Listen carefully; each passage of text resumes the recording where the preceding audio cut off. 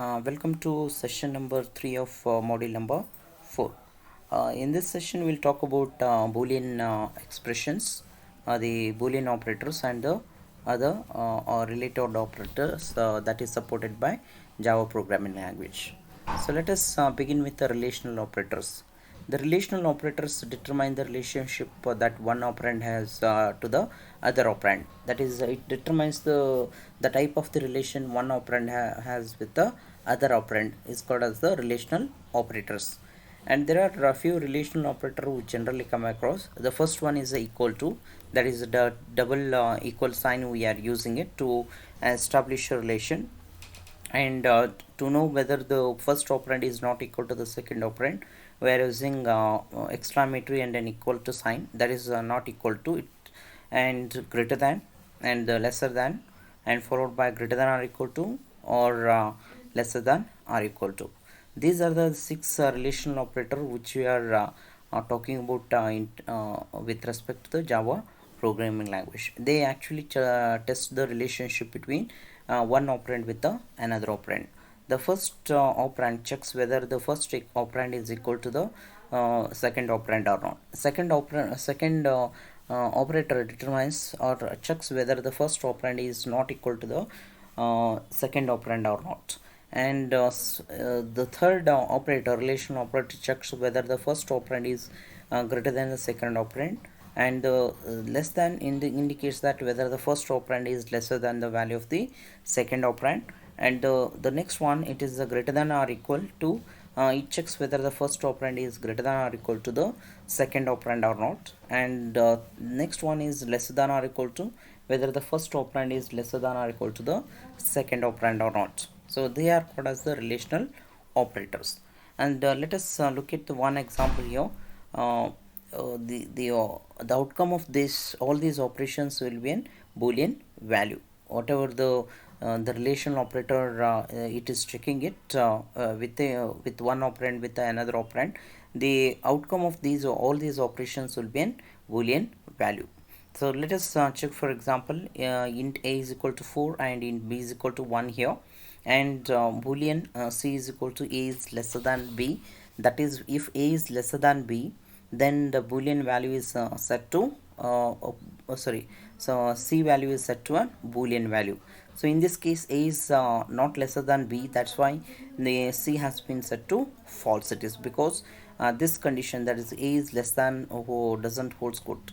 So in this case, the result of a is lesser than b, which is false, is stored in c. It is which is stored in c that we are talking about. That is so the result of a relational operator will be a Boolean value that will be get stored in the intermediate operators or the operands. And the next one is Boolean logical operators. The Boolean logical operators shown here operate only on the Boolean operands. They actually works on the Boolean operands. All of the binary logical operators combine two Boolean values to form a resultant Boolean value. That is, all of the logical binary logical operations, they are going to combine two binary Boolean values to form a resultant Boolean value. So let us look at the different operators here. The first one is your logical and the logical or, logical XOR, and short circuit or, and short circuit and logical unary not, and equal means that and assignment, then the R assignment, XOR assignment, equal to and not equal to, and the ternary operators. Okay, so these are the Boolean operators which are works on the Boolean operands itself, which are going to work only on the Boolean operands itself. The logical Boolean operands, that is ampersand, or, and XOR, operate on Boolean values in the same way that they operate on the bits of an integers. They work on the Boolean values in the same way that they operate on the bits of an integer. So let us look at here. So not of true is equal to false, and not of false is equal to true. Both of them are true here, because not of true is nothing but the it is a false which is equal to false, and not a false which is nothing but the true which is equal to the true. So both of them are true here. so the resultant expression will also be the true. So this is how the Boolean logical operators works. They actually works on the Boolean operands. They actually works on the Boolean operands where you will get the resultant Boolean value as well. And look at the example here. Here I have something called so two operands here, a and b, and their respective values. For a you have false, true, false, and true. For b we have false, false, true, and true it is. These are the four values for a as well as b. Let us look at how the Boolean logical operators works here. That is a and b, or sorry, a or b. When a or b, if any one of them are true, then the resultant Boolean expression will be true itself. So in this case, a is false and b is also false. That's why the resultant Boolean expression also be true, false it is. But whereas in the case of the second one, when a is true and b is false, the resultant Boolean expression will be true, because if any one of them are true, the resultant expression will be true itself. If a is equal to false and b is equal to true, then the resultant expressions will be the true itself. Okay, when a is true and b is true, then the with respect to a or b, the resultant Boolean expression will be uh, true itself. When with respect to a and b, that is false and false, which will be with the false itself. A and b, when a is true and b is false, the resultant Boolean expressions will be false itself, because one if any one of them is false, so the whole expression will becomes false itself. And false and true, when a is false and b is true, so a and b is also results into an false value. And when a is true and b is true, so the resultant value will be true itself. Okay, and a XOR b, so a XOR b, in the sense a is false and b is false, the resultant value will be the false itself. Okay, in this case a XOR b, in the sense that if any one of them is only one, that is exactly one operand should be of true, and then the resultant expression will be true itself. Otherwise, in all other cases, it will be false. With that one, when a is false and b is false, this is going to be a false one, because both of them are false here.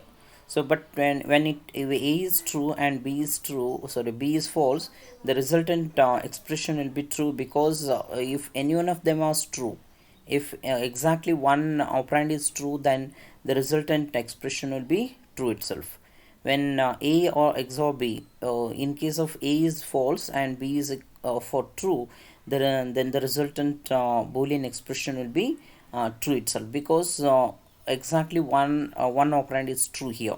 So but as far as this one, that is when a is equal to true and b is equal to true, and the result will be false, because both of them are true, they are violating the rules here, because one of them is sorry, exactly one operand should be true here, but here both the operands are true, that's why the resultant Boolean expression will be false.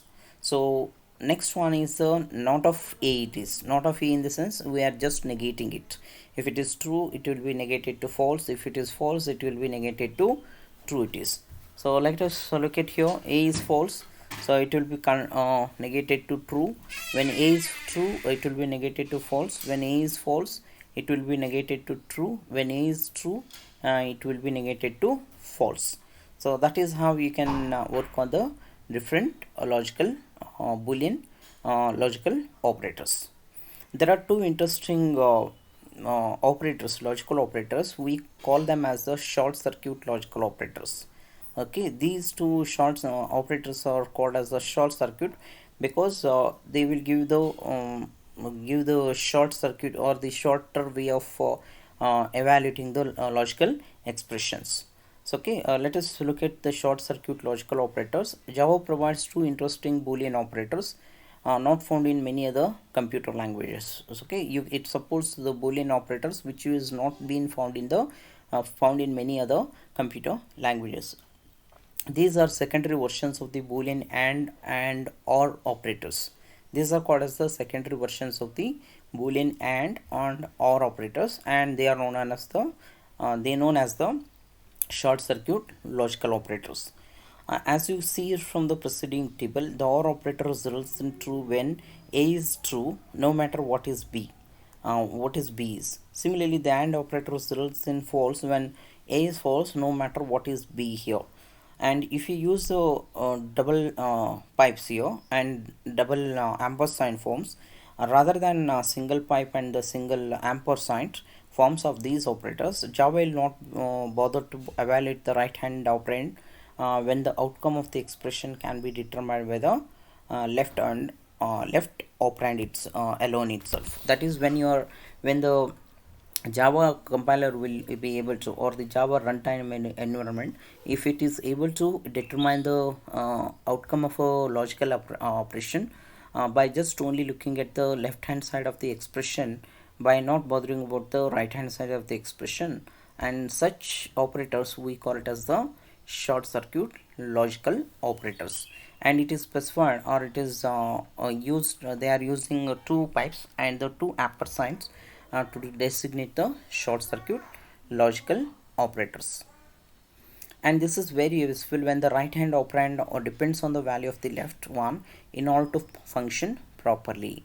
This is very useful when the right hand operand depends on the value of the left hand one in order to function properly. For example, the following four code fragment shows how you can take advantage of short circuit logic evaluation to be sure that division operation will be valid before evaluating it. Okay, so you have to make sure that whether the short circuit logical evaluation to be sure that a division operation will be valid before they are being evaluating it. Look at the example here. If denominator is not equal to 0 and number divided by denominator is greater than 10, then the evaluation is not possible here. So you can determine this. But the thing is that before, like if the denominator itself is 0, if the denominator itself is 0, then there is no question of checking the second condition here or the second operand here. That is where number divided by denominator is greater than 10. You need not have to check this one. So by just if the first operand is false, then there is no question of checking the truthness of the second operand. So we simply make it as a false itself.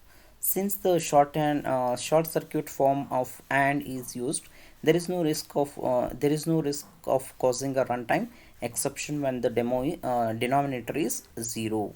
That is, if the denominator is 0, then there is no exception. There is a runtime exception that you are generating it. So that's why you are not executing this. If this line of code were written using single ampersand version of AND, both sides would be evaluated, causing a runtime exception when denominator even though you have the denominator as 0. So, okay, so even though your denominator is 0, both sides would be evaluated. It is standard practice to use the short circuit forms of AND and OR in cases involving Boolean logic, leaving the single character versions exclusively for bitwise operations. So, however, there are exceptions to this rule as well. For example, consider the following statement, that is, it is being used in almost all the Boolean logic operations, leaving the single character version exclusively for bitwise operations. But there are some exceptions. That is, it can be used. That is, single and single OR can be used in some very exceptional cases. What is that? If C is equal to 1 and C++ is less than 100, and then D is equal to 100. Here, using a single ampersand ensures that the increment operation will be applied to E whether C is equal to 1 or not. Whether C is equal to 1 or not, we are applying the or we are incrementing the value of E, whether the first operand is true or not. Doesn't matter whether the first operand is true or not, we are incrementing the value of E. Okay, so that we are making sure that if I use the short circuit AND operation here, then if C is not equal to 1, then it is not going to update the value of E. So there is an error here. That's why, to avoid that one, what they are doing is that they are incrementing the value of e irrespective of the truthness of the first operand. The truthness of the first operand is whether it may be true or false, doesn't matter.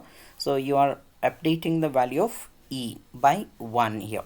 So in such a cases we are using the single forms of the and or. Okay, except that one, you can use short circuit forms of and or in almost all the applications, barring the single character versions exclusively used for bitwise operations. The assignment operator is a single equal sign. The assignment operator works in Java much as it does in any other programming languages. That is, it works something like any other programming languages, right? So assignment operator works just like in any other programming languages. It has this general form, that is, variable is equal to expression. Okay, so here the type of variable must be compatible with the type of the expression. Whatever the expression you have, it must be compatible, or in other words, variable must be compatible with the type of the expression. So okay, once the expression has been evaluated, whatever the type, the data type it generates, for that data type, the variable must be compatible. The assignment operator does have one interesting attribute that you may not be familiar with. That is, it allow you to create a chain of assignments. That is, it basically allows you to create a chain of assignments. For example, consider this fragment, that is int x, y, and z, where x equal to y equal to z, which is equal to 100. That is, you can create a chain of assignments here. That is, using a single assignment statement, you can use the chain of assignments here. This fragment sets the variables x, y, and z to 100 using a single statement. This works because the equal to is an operator that yields the value of the right hand expressions. That basically yields the value of the right hand expression. How it is going to be evaluated? Thus the value of z is equal to 100 is 100, which is then assigned to y, which in turn is assigned to x. This is how the sequence is. That is, the first rightmost right hand expression will be executed first. That is, z equal to 100 will be executed first, where the z value will be equal to 100. Then this 100, the z value will be assigned to y. Now y will be also having a value 0, and this y value will be assigned to x, where x is also having the value 100 it is. So in this way you can assign multiple values, or the chain of assignments to different variables. Okay, the assignment operator is a single equal sign, that is equal.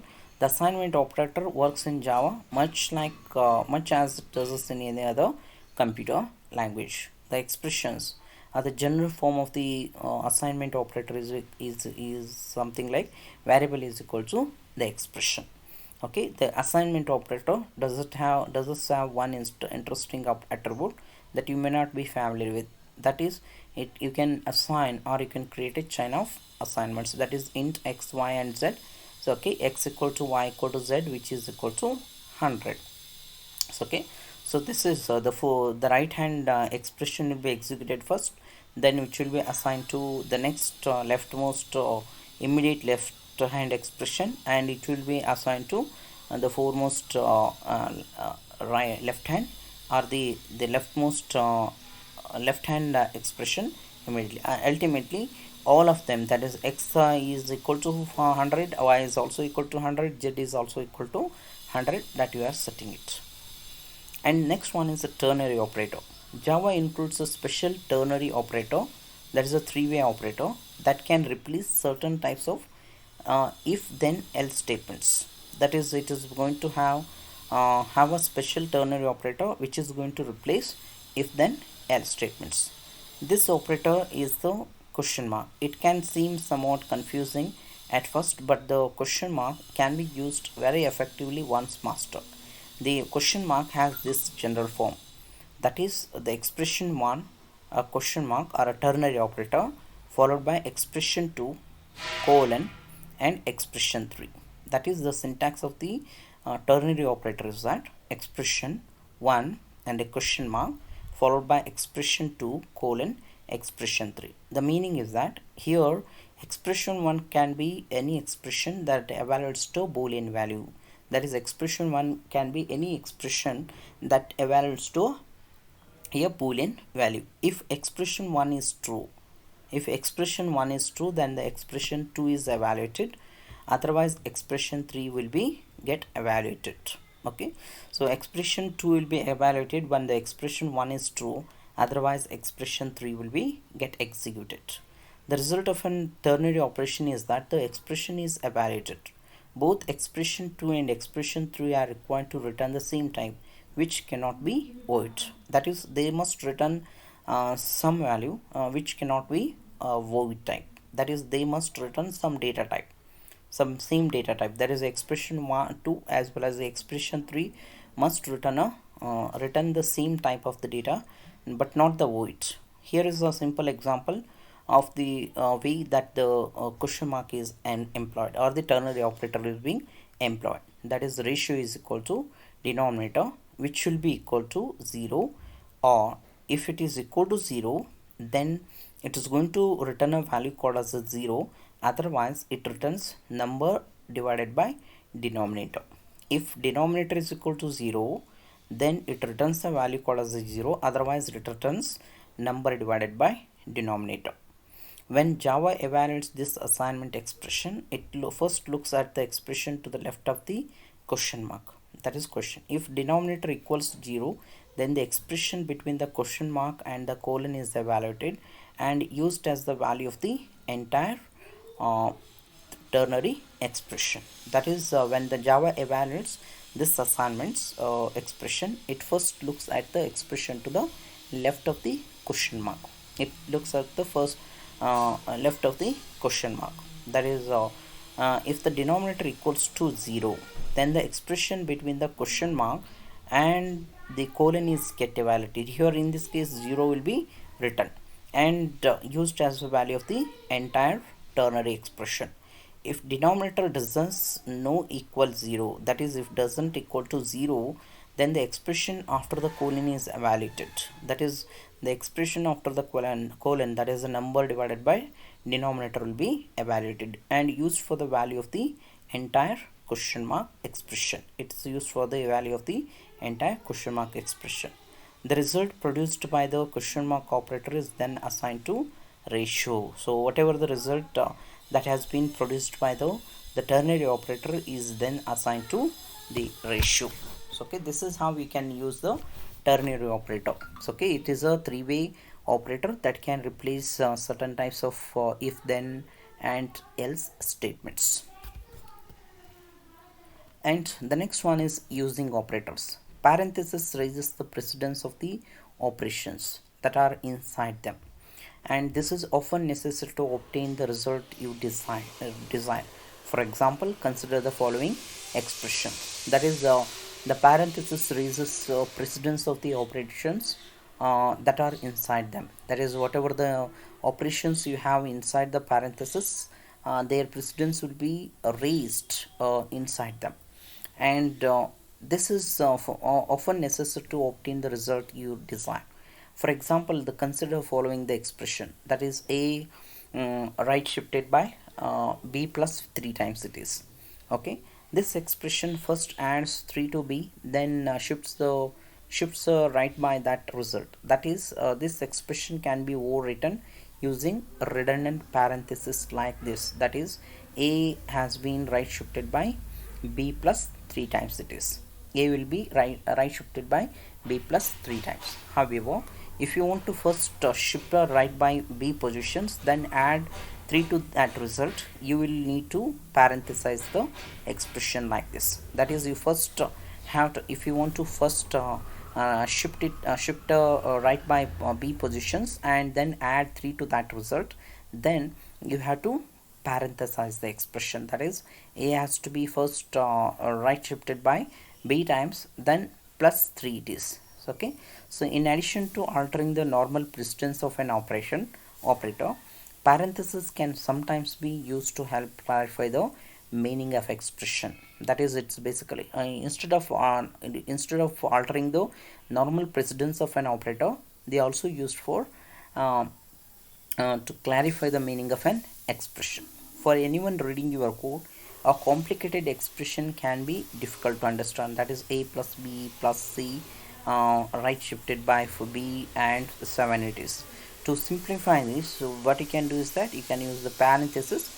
So you can make the entire expression or the whole expression much more readable, okay, by just making this, by enclosing all the expressions inside the parenthesis. So okay, this is how you can use the parenthesis raise the precedence of the operations that are inside them. This is often necessary to obtain the result that you are desired.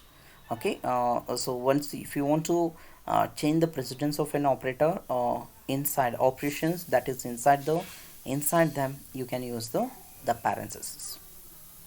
Here is one example of the parenthesis, or right use of the parenthesis here. That is boolean a which is equal to true, and b is initialized to false, and c is equal to a or b, and d is equal to a and b, and e is equal to a xor b, a xor b it is. Then f is initialized to, okay, f is initialized to not of a and b it is. That is a boolean expressions here we have, sorry, bitwise operators we have it, sorry, boolean logical operators what I have it, or a and not of b it is. Again boolean logical operators what you have it. Then g is initialized to not of a it is. That is the not of a will be assigned to g it is. Then what you have, a is initialized to a, sorry, so you are just printing the value of a b c d e f and g. Okay, so look at this one, the first three operations, that is a b, a and b, and a xor b, they are straightforward. That is, you are just applying the things here. C will be equal to what, a or b. A is true and b is false, so the result will be true itself. That is C will be printed as true it is. Okay, and then comes the value of d, a and b. D is equal to false, because one of them is false, that's why the result will be false. So a xor b, this is true, a xor b, this is true. Okay, then you are evaluating the value of a and the f, that is not of a, not a is what, true, it becomes false, false and false, it becomes the false itself. Or a is true and not a false, it becomes true, true and false, true or false, it becomes true it is. That is f is equal to true. Okay, and not of a, it becomes false, right? So all of them will be get printed on the terminal. Okay, a will be printed, b will be printed, e or b will be printed, that is c, which is nothing but the false, sorry, true, because one of them is true, that's why the result will be true. A and b, one of them is false, that's why it is the result will be false. A or b, sorry, a xor b, this is true, and not of a and b, and or a and not of b, which is equal to false. Okay, sorry, true it is, and not of a, which becomes false it is. Okay, this is how we can use the parenthesis to change the precedence or the priority of the operations. Okay, that's all for session number 3 of the